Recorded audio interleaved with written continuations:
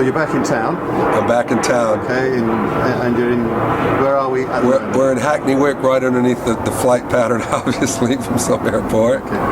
But yeah, Hackney Wick at Tom Court's Flat Stroke Studio, which he's done quite well to fashion for us with vocal booth and mixing room and stuff like that.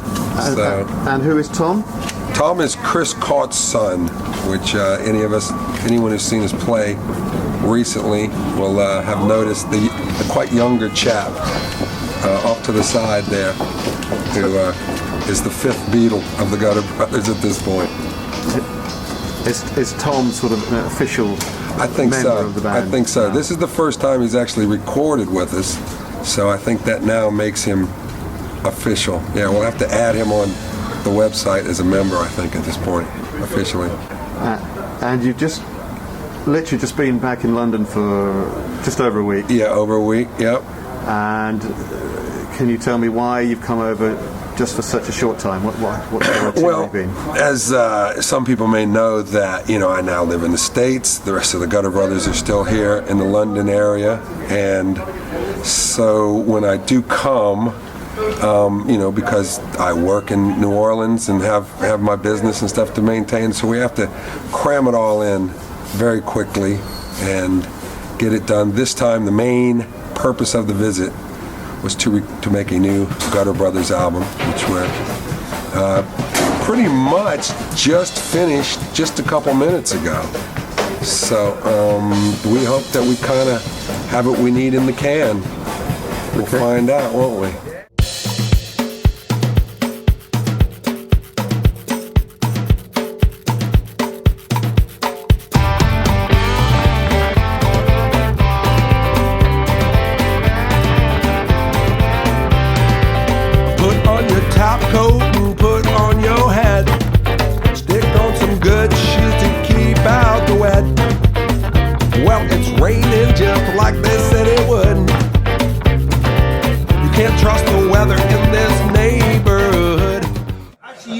Get a bit Frank Sinatra and hold it back if they do that.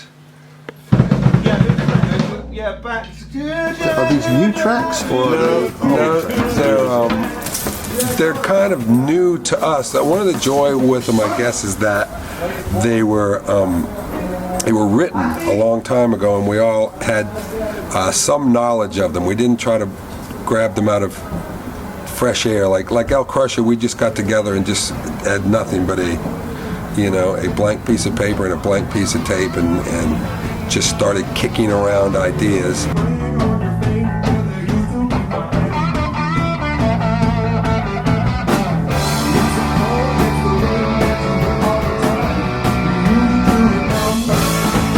And I think that was great for that. That was in 2005.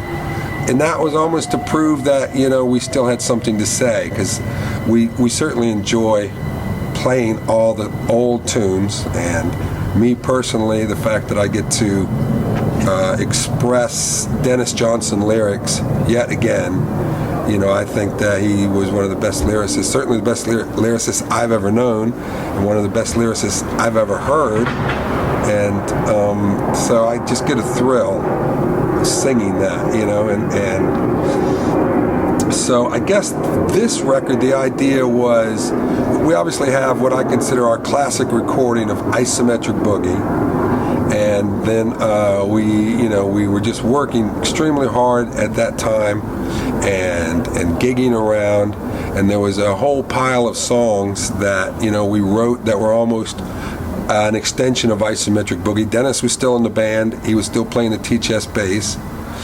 And there was sort of a transition there when Dennis really decided he didn't want to get in the van anymore and trudge up and down the country. And so we sort of became a four-piece, and the skiffle sort of setup, we didn't want to, there was no T-chest bass players available. We didn't put an ad out for T-chest bass player. So we ended up being a four-piece rock band, or really a power trio with vocalists. And so some of the songs that we wrote were, like I said, skiffle songs. Some of them were rock songs. And, they really only got demoed, and some of them were on Already Dead, the live album.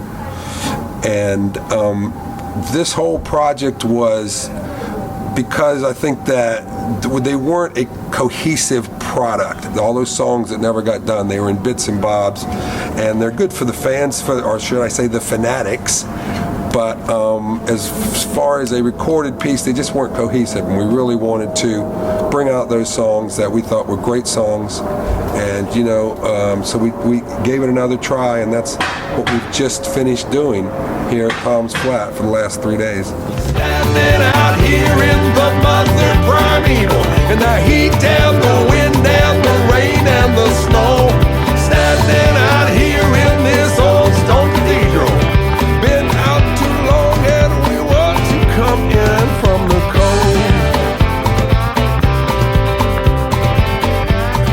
cold. Mother Primeval, that kind of relates to busking and some of the strange places that we found ourselves, and it was quite often cold, and it was quite often getting dark on us, and starting to sprinkle with rain or something like that, and we ended up recording in old stone cathedrals and stuff like that, and the refrain that comes to mind on that one the most is just trying to grow up before we get old, and we were younger then, and we're certainly older now, and we're still trying to grow up a little bit. We're still trying to come to grips with what we're doing musically with each other. In this old stone cathedral, been out too long and we want to come in from the cold. Heads peeking through the doorway, he's looking over his shoulder. Temperature's falling, it's 10 degrees colder.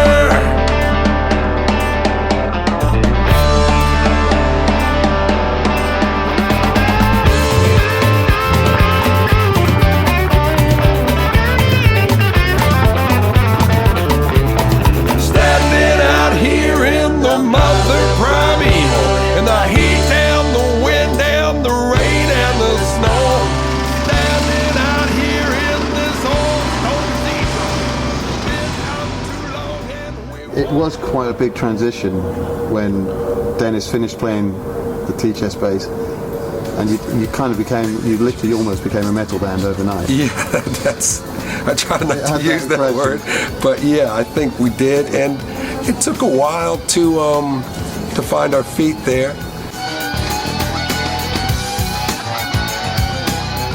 But then we went on tour in '92 with the Dr. Feelgood, with Dr. Feelgood, which still had Lee Brillo in it, so it was still almost the same band.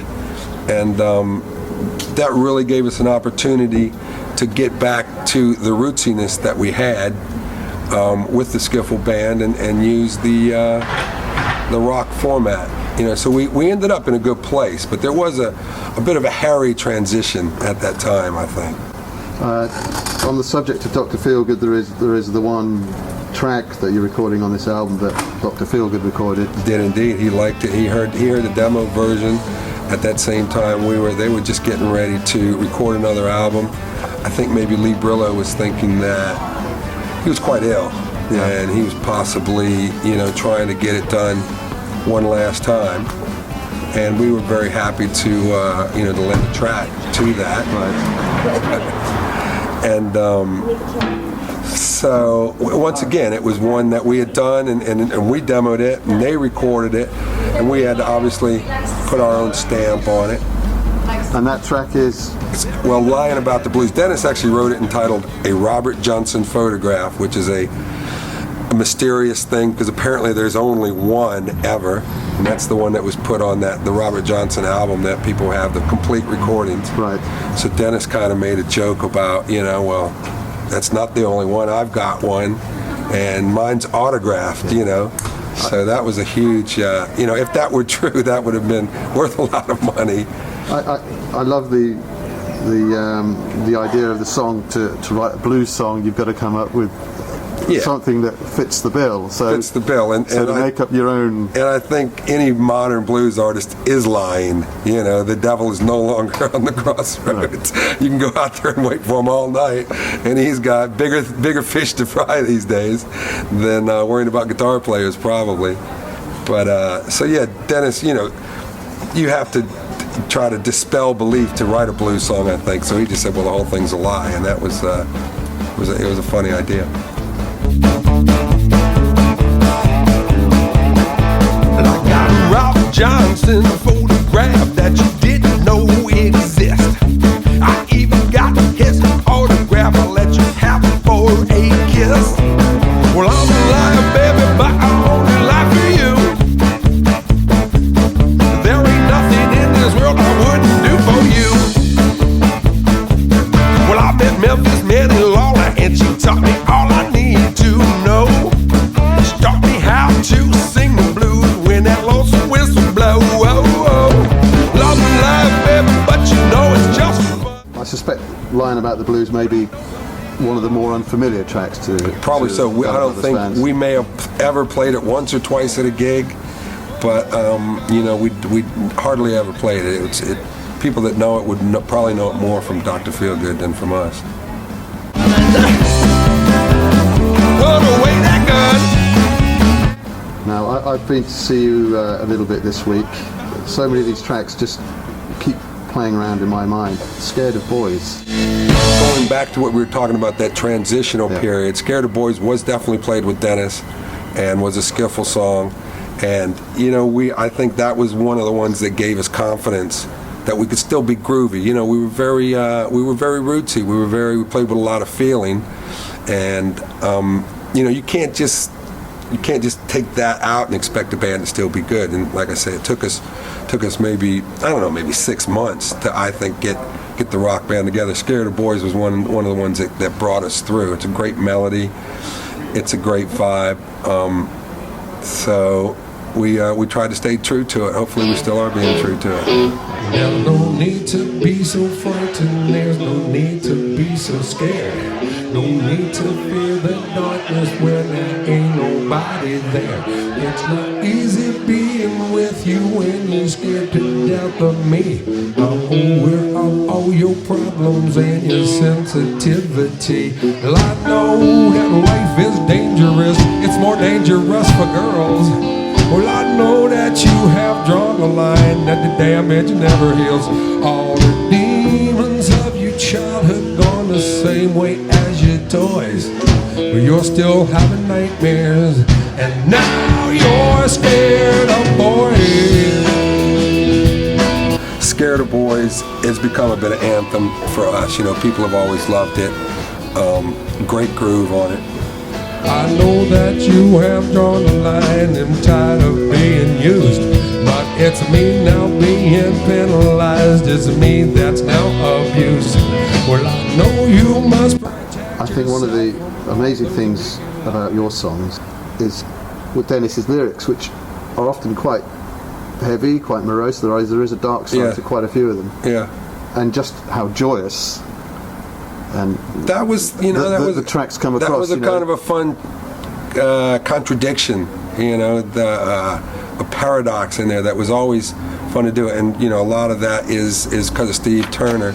He was normally the one that would, and Dennis at the time had a manila folder full of stuff, you know, and he was just churning it out, you know. And you know, he demoed some of them, but they were usually just one chord rants or something like that. So Steve was the one that really started taking them, and he always put a little pep into them somehow, a little bit of a click in them somehow, and you really have to listen to the words, otherwise you think the world's all cheery and great. But if you do listen to it, they're all, you know, they're all got a question in them. Like as you say, Dennis may have been morose, but he found a way to be very colorful with his vibe, you know. Don't know why the rain won't fall where rain is needed most.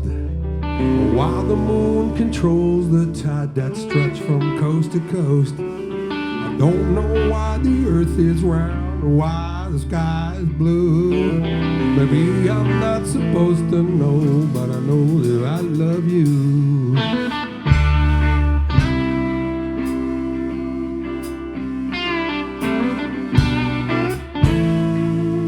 You know, you were talking about the darker side. It's very much that, a very light feel, a very uplifting song.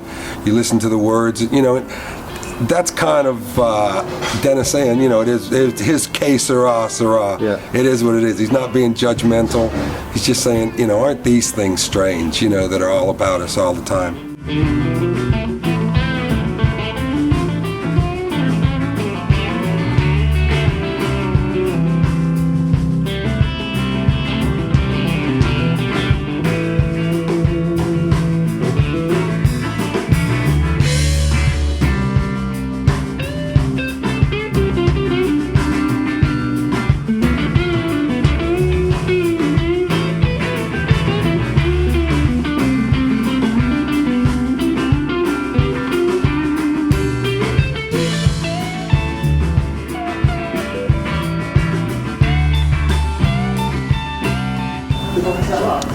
And like I say, it's those are Johnson Turner songs. Steve Turner was definitely one of the ones who you know, was the one to make sense of what Dennis was writing. Dennis absolutely adored it every time, you know, he heard one of his finished songs, whether we had demoed it or whether what, you know, he was over the moon. And when we really started doing it, like the isometric boogie stuff and stuff like that, Dennis was very much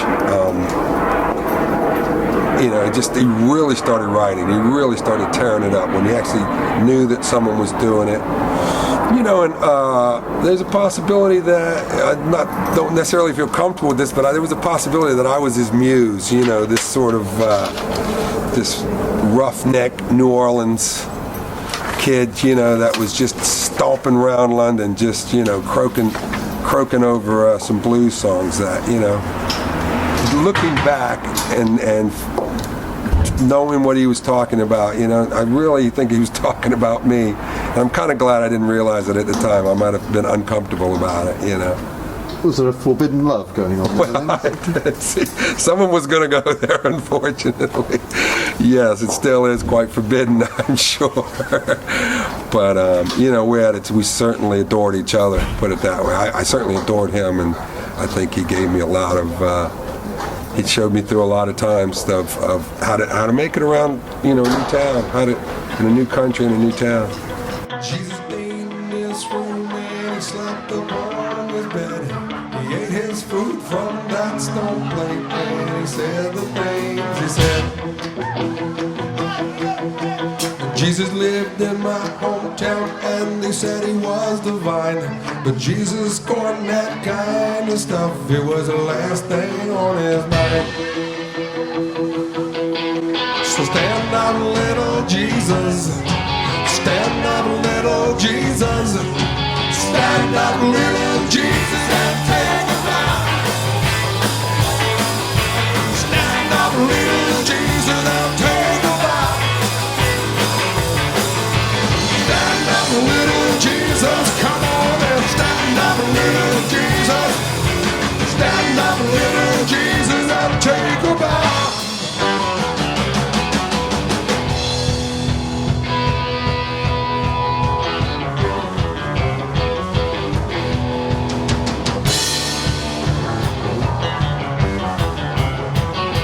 Stand up, little Jesus, stand up and take a bow.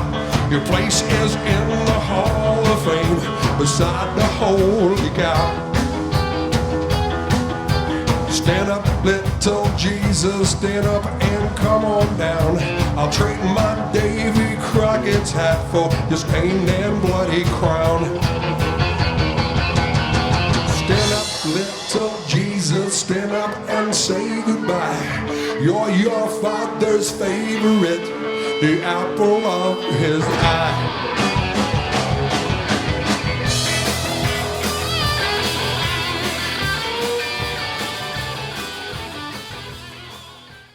Which kind of leads me nicely onto the next question. Why London? You know, you were from New Orleans. You must have.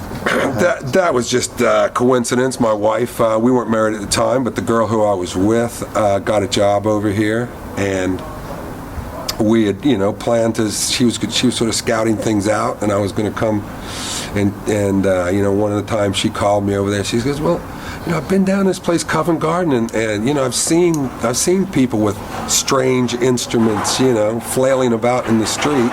And she knew that I had done a bit of that in New Orleans and played washboard. So she suggested that I bring my washboard with me. So you actually brought your washboard I actually with you? brought my washboard. That was the only useful thing I ended up bringing. And like almost the second day I was here, I went down to Covent Garden and I met, Dennis was playing with Gordon Rhymes in a two-piece skiffle band called Slap and Tickle. And I convinced them to let me sit in the next day. And he said, yeah, well, come and bring it down. We'll see how it goes, And so we did. And, really what it was about is getting a crowd, gathering people. And between the tea chest and the washboard, immediately, people just drew in. And, we knew that we had something going there. And he actually paid me the first set I ever played, which I think is unusual for Dennis, So I got paid the first time, and I was hooked. I was hooked on skiffle. I was hooked on whatever, on busking in a way that I never had done before. Okay, Tony, I'm just going to pause for a second, if you're okay. I'm fine.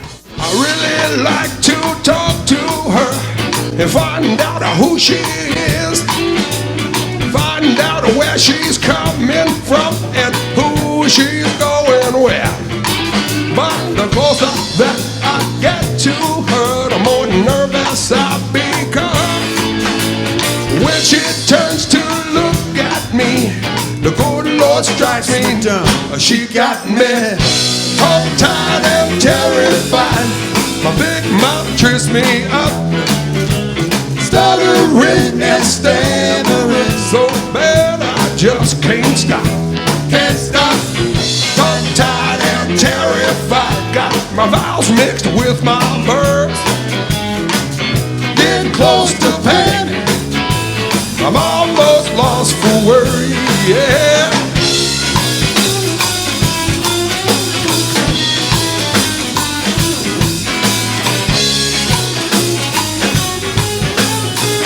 Tongue-tied and terrified, I just can't keep this up. And stammering so bad I just can't stop, can't stop. Tongue-tied and petrified, swallow hard and here I go. Popped out a question, but she don't wanna know. Whoa, whoa, whoa. Told me where to go. Hey! Hey!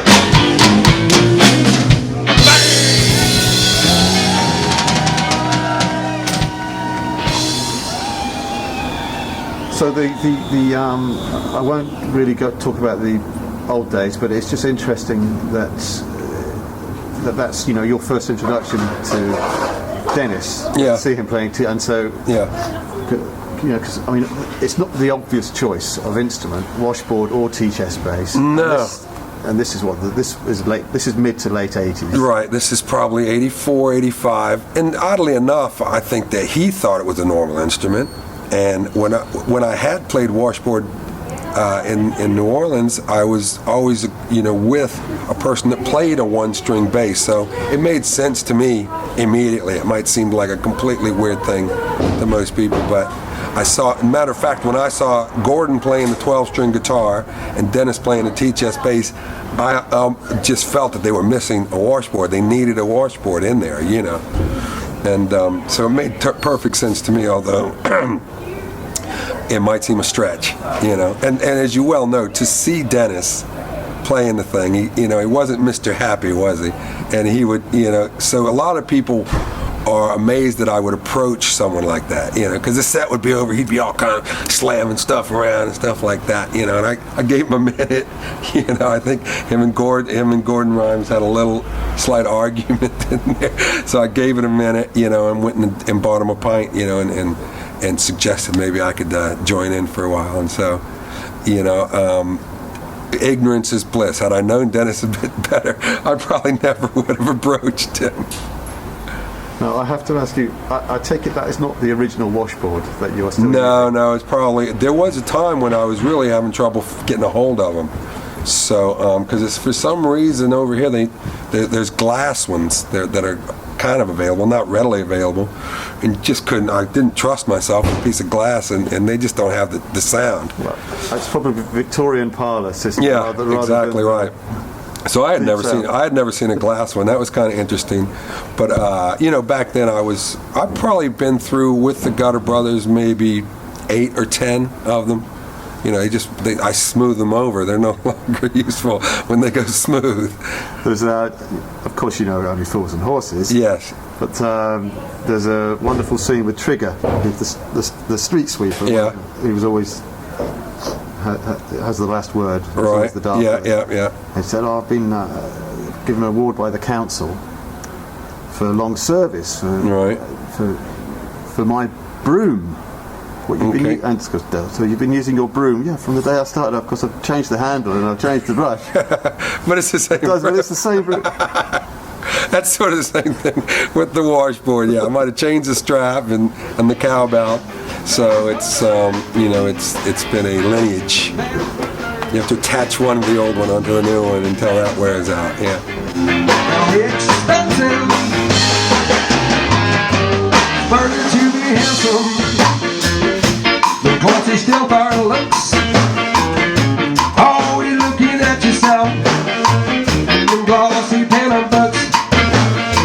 You have to trade in your obscurity for fame and world renown. But it's murder when they turn on you. You know they pull the rider down, pull the rider down. Murder. That is murder. Yes, it's murder. That is murder.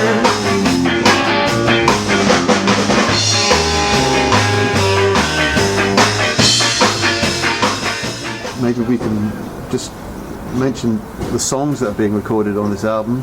Well, I probably won't be able to remember them all off the top of my head, Well, but you mentioned Scared of Boys I have written them down. and Happy for You. So we have Already Dead. Dragging them chains all night. Got them dead already, baby.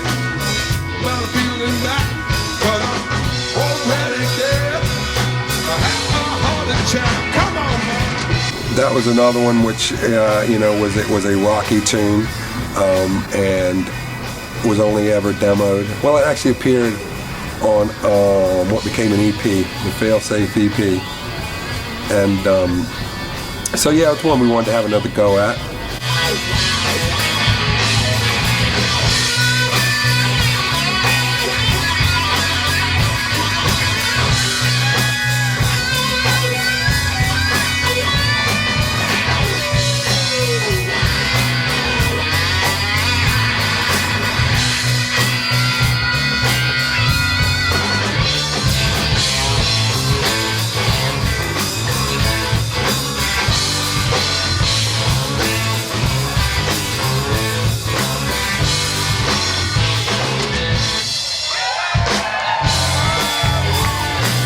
Butterfly Brains, always just loved it. It was heavy.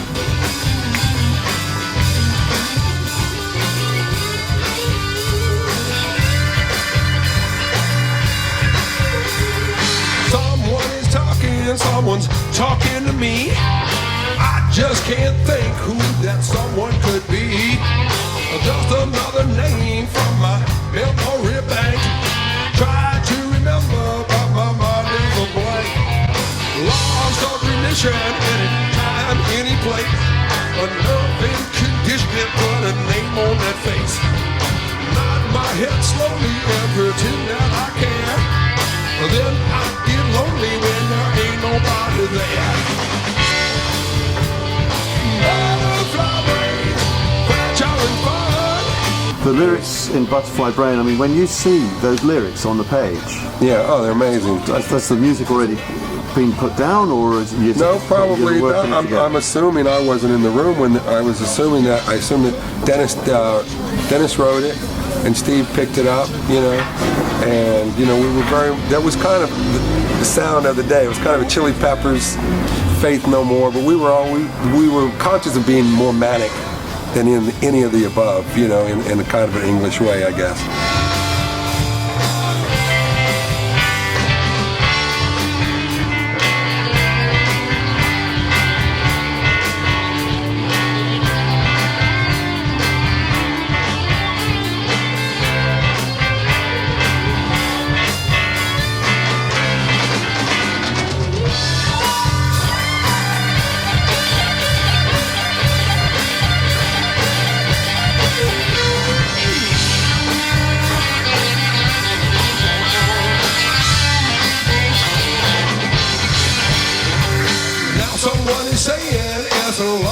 I know she.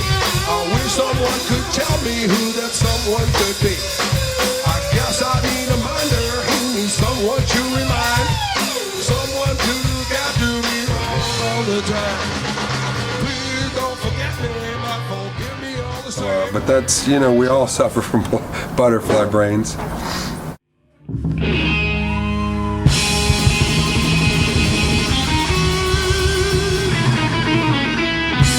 Queenie, the Queen of Cardboard City, actually one of the few that is, you know, true to life about a person.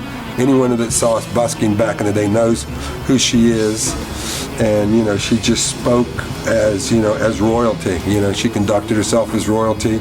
Never mind, she had 15 different overcoats on and, you know, stank to high heaven and whatnot, and, you know, lived in a cardboard box. But she was, as far as she was concerned, royalty. And as far as we were concerned, she was royalty of Covent Garden.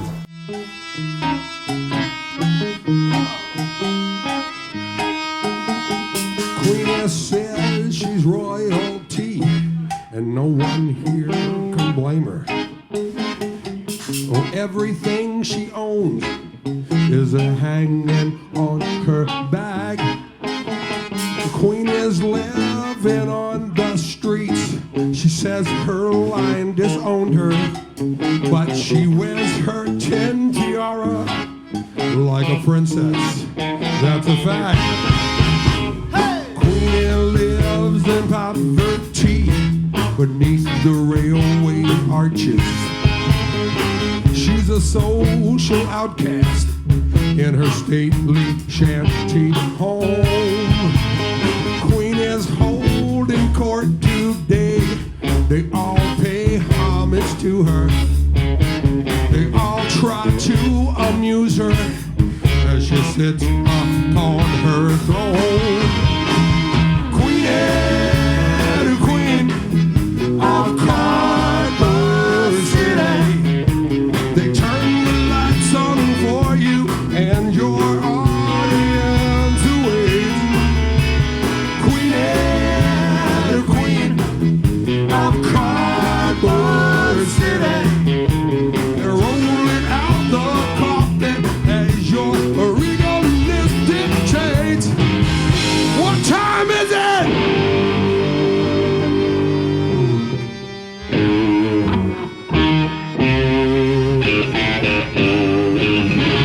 It ended up as a tango because me and her used to always have a little bit of a dance here and there. That's how I know she smelled so bad. I would get very close to her. I would embrace her and we would do the tango.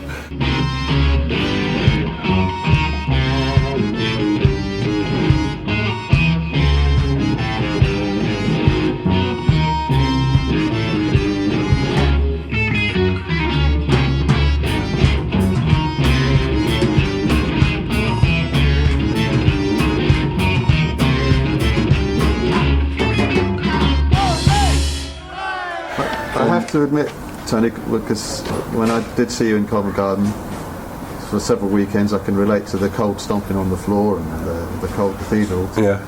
And there was for a while I thought that Queenie was part of the band. Right, she was just there, she was stage right, always glued. there. She knew all the cues. Yeah, you know, she had a couple gags that she was always on cue when we referred to her. Just give me a blast of it. No. Yeah, exactly. So you can still do the same part, just not quite so open and maybe harder. Do it again.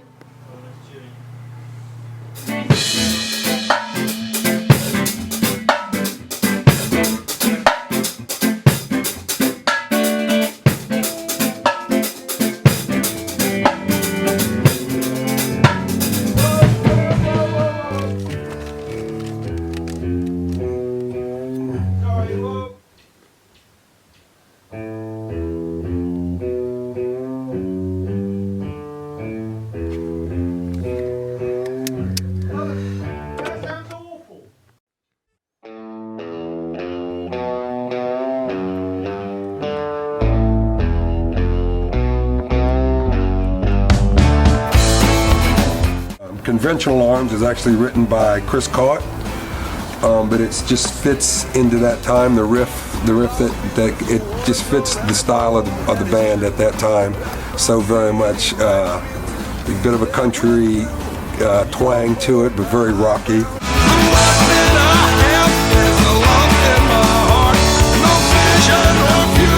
Will tear me apart when I use all my force, but I'm doing you no harm with this pair of conventional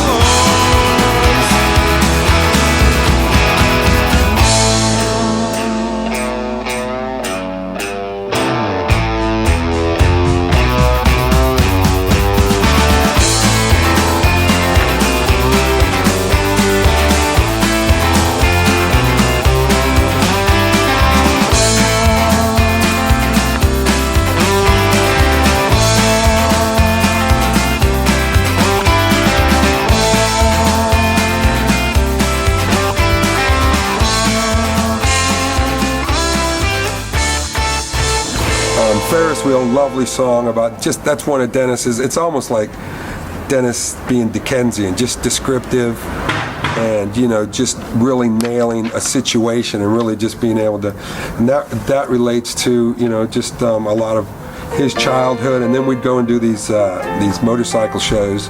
There'd always be some sort of, like the Wall of Death. There'd always be some guy on a motorcycle zooming around.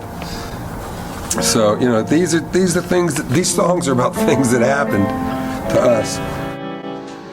I've seen daredevil riders rock a wall of death, and I've seen fire eaters left gasping for breath. I've seen man and his children at the coconut shy, trying to win the respect that his money can't buy. And it all comes down to a night at the fair, with the stars in your eyes and the winds in your hair. Wouldn't you like to know how it makes me feel at the top of the Ferris wheel? Seen bimbos and bozos round the tunnel of love, seen lovers get ugly when push come to shove, seen big shots take pot shots at anything that moves, with a winner every time. Tell me, how can he lose? And it all comes down to a night at the fair, stars in your eyes and the winds in your hair.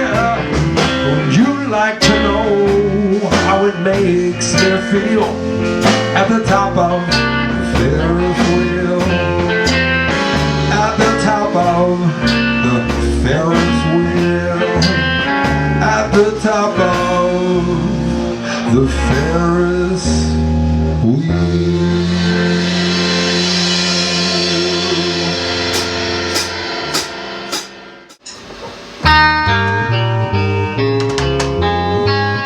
Happy for You, just great melody. I think Dennis might have been talking, about a relationship he might have had, but when I hear it now, I relate it to me and when I left England.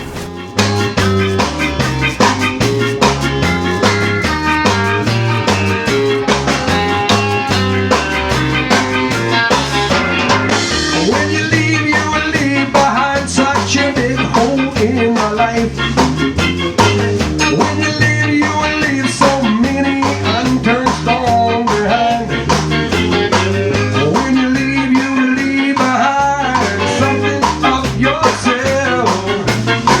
When you will leave so many stories I could tell. Happy for you, baby, happy for you. I hope you get. When I first left, that song would choke me up. I'll be quite honest. It's certainly about the end of one saga and the beginning. And of I think another. being a good writer like Dennis was, they can relate to. If you say it right, it can relate to a lot of different circumstances. Because by God, that's the way life is.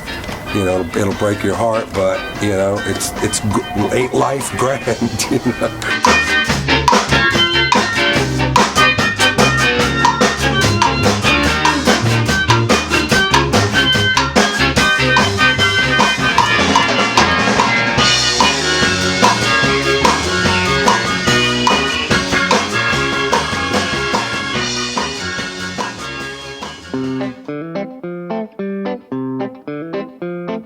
And then the last one here is Shout, which is, to me, basically, I don't want to say leftover, but it kind of belonged on Isometric Boogie. It's just straight up skiffle. It's got little kind of a George Formby kind of melody to it. You know, it's just fun, real fun to play. The guys do like almost a barbershop quartet harmony on it. It's just a laugh, you know, and it's once again a bit of a shit kicker. You raise your hand at me and dismiss me with a wave. You turn your back and slam the door before I've had my say. I'll reason with you, but you're giving me no choice.